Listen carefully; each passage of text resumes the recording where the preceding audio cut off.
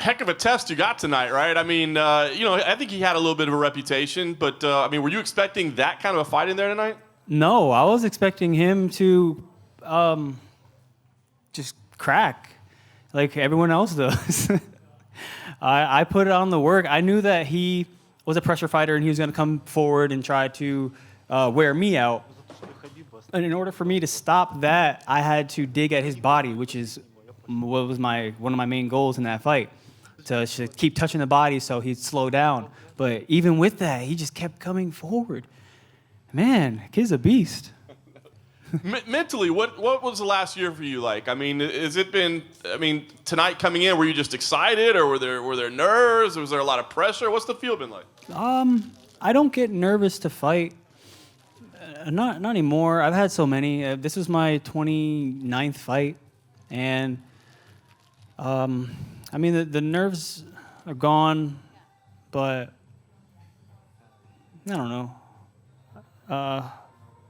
Coming back from the last year, 2020, was a big mental push for me. I went through a lot. I went through everything that you can think of: injuries, sicknesses, infections, financial struggles, forced out of my house. A lot went down in 2020, and it was either make it and make me a better person, or let it break me. And I considered quitting fighting. I considered a lot. So it means the world to me to be here right now, and the victory really does. Did you feel like your career was potentially on the line tonight? Yeah, I did. Because I've been given the best of the best off the bat. I fought Sadiq Youssef, who's in an undefeated streak in the UFC. Gilbert Burns, who has more fights in the UFC than I have, period. And he's on a winning streak for more fights than I have, period. And then I fought Thomas Gifford, which thankfully won that fight. And then now to be on a winning streak of 2 means that I'm here to stay. And I'll get to sign a new contract, and that makes me real happy. Awesome. It was a hell of a fight, man. Early, potential fight of the night. I got to ask, as it's playing out, though, I mean, are your coaches giving you any advice like, stop getting hit, stop brawling in there? I mean, what was the advice? I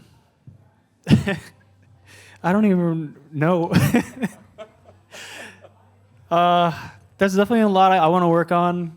I heard them in the corner saying to put my hands up, and I don't know, I get too comfortable, and I like to just flow and rhythm, because when I'm in the fight, I treat it like sparring. If I treat it like a fight, I gas my mind out, and that makes me really tired. So when I'm in there, you'll see, I'll start relaxing, I'll drop my hands, I'll float a little bit, and that makes me feel really good, but my coaches don't like it.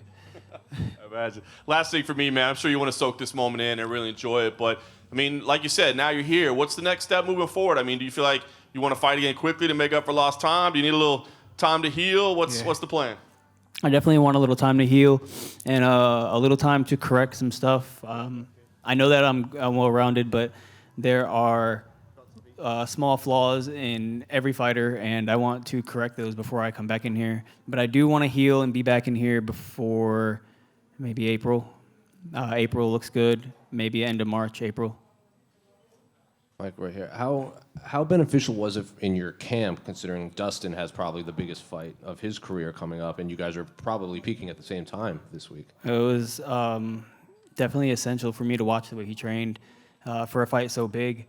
And honestly, it's not known, but he's like an idol as we train together. And to know that he's fighting someone with the exact same credentials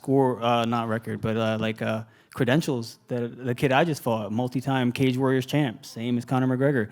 To know that we're both fighting the similar person, and I just won, that gives me, that makes me feel really good, and really excited to see his fight, because I feel like he'll come out with the victory. Are you going to stick around for that fight, or do you have to go back? I have to go back. I already asked, and they told me no. And then during the fight, it looks like you were really trying to whittle him down with instead of that one power shot, you were landing a lot and maybe putting a little bit of a snap at the end of your combinations. But he kept walking forward through your punches. So while that's happening in the third round, what's going through your mind? My God, going through my mind is that I hit him with literally everything I had. I know that I'm rusty. I'm definitely rusty. My timing's off. I haven't been able to train the way I want to because I'm always injured. So for me to piece it together like I did, hit him with those combinations, that was good. I just wish I could have put him down. I really do.